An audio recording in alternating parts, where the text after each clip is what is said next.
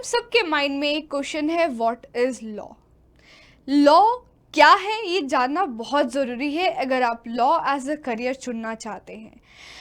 Law is basically a set of rules जो कि किसी सोसाइटी, किसी इंस्टीट्यूशन, किसी बॉडी को गवर्न करता है। ये ना ही इन सब चीज़ों को गवर्न करता है बल्कि रिलेशनशिप भी बताता है कि उन दोनों इंडिविजुअल्स के बीच में क्या रिलेशनशिप होंगे। जैसे अगर स्टेट और सिटीजन है तो उन दोनों के बीच में क्या ड्यूटीज, क्या राइट्स एंड फर्दर ऑन। सो आज हम डिटेल में समझेंगे कि लॉ क्या होता है और लॉ के कितने बाइफर्केशंस हैं, कितने स्फीयर्स हैं। So students come with me, ये जानना लिटरली बहुत इंपॉर्टेंट है आपके लिए, तो इस पीपीटी को स्किप मत कीजिएगा और मेरे साथ इसको अच्छे से समझिएगा। कोई भी प्रॉब्लम, कोई भी डाउट हो तो प्लीज़ कमेंट बॉक्स में कमेंट कीजिएगा। What is law?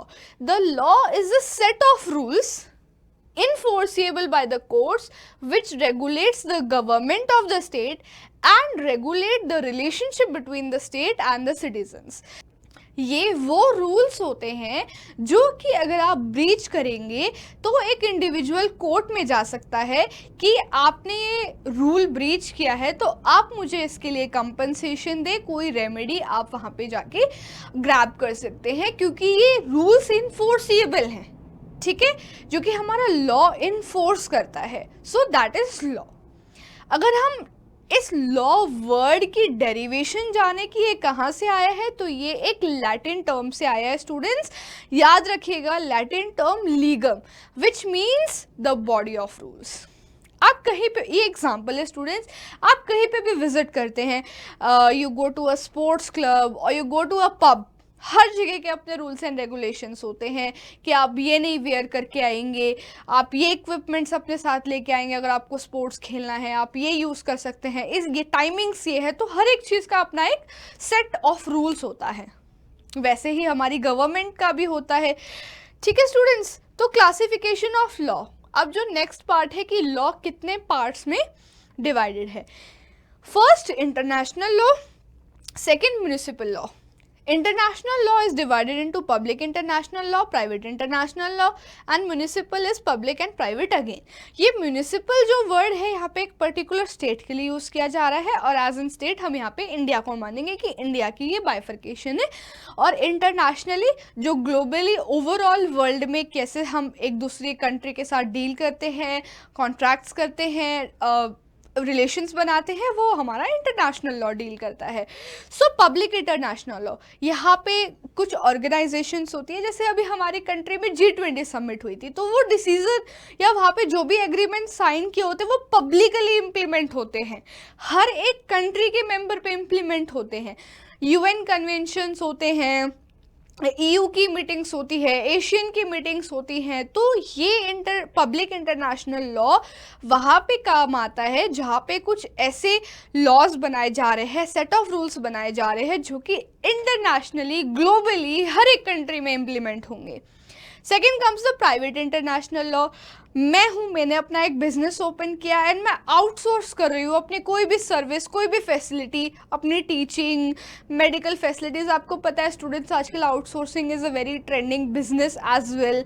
तो that is private international law, वो 1-to-1 है, it's not affecting whole thing globally students, ठीक है।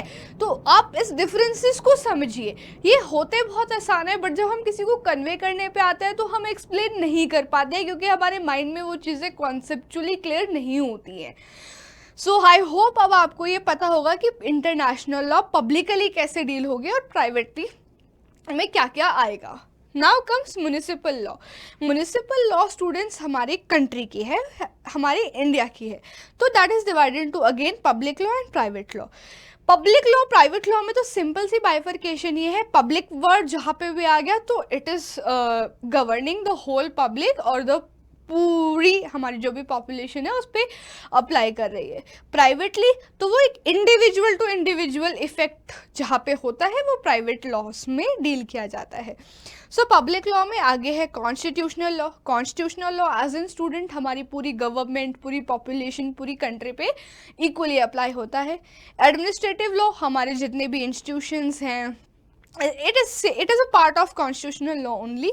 सो क्रिमिनल लॉ पूरी पब्लिक पे इम्प्लीमेंट होता है स्टूडेंट. अगर मैं आज कोई भी ऑफेंस करती हूँ, मेरे पे भी अप्लाई होगा, आप पे भी होगा, सब पे होगा.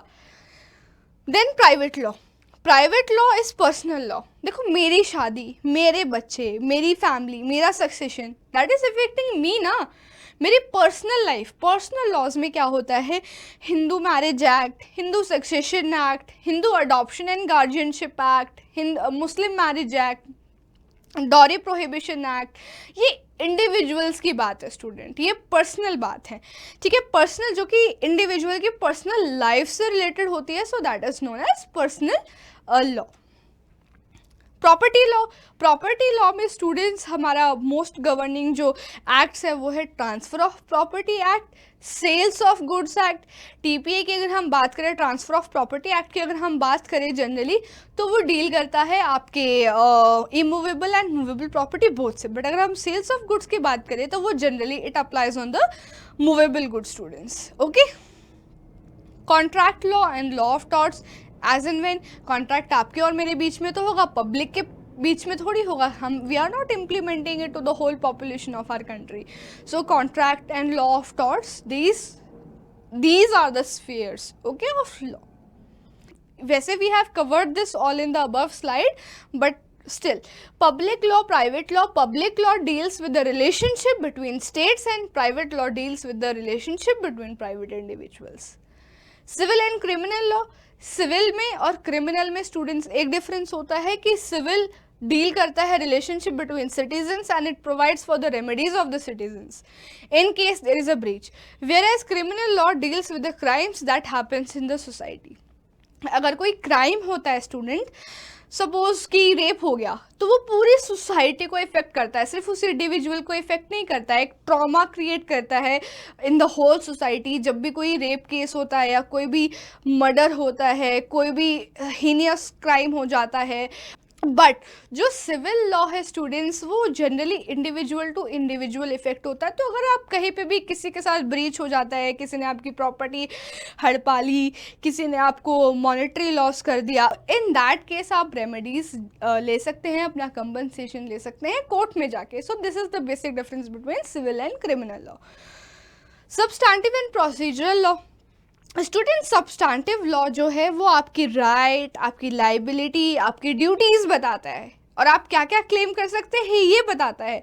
बट प्रोसीजरल लॉ वो बताता है कि आप इन चारों चीज़ों को कैसे इनफोर्स में लेके आएंगे. अगर आपकी कोई राइट है, ब्रीच हो गई है और कोई प्रोसेस ही नहीं है, तो कोई मतलब नहीं है उस राइट का. हाँ, प्रोसेस होगा, जैसे आप रिट फाइल कर सकते हैं. अगर आपकी कोई फंडामेंटल राइट ब्रीच हुई, that is a substantive right. आपका कोई फंडामेंटल राइट है, suppose right to sleep is my fundamental right under article 21.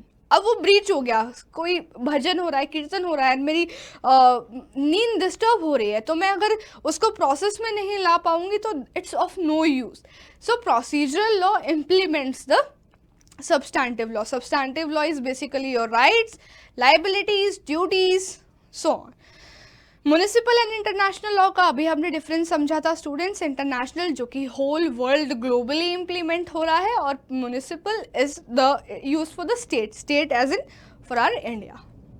Written and unwritten laws, written laws जो कि कोडिफाइड होते हैं, रिटन होते हैं, and unwritten laws are the laws which are not written anywhere. Common law and equity. Common law is the law that is developed by common law courts and is evolved out of practices, customs, etc.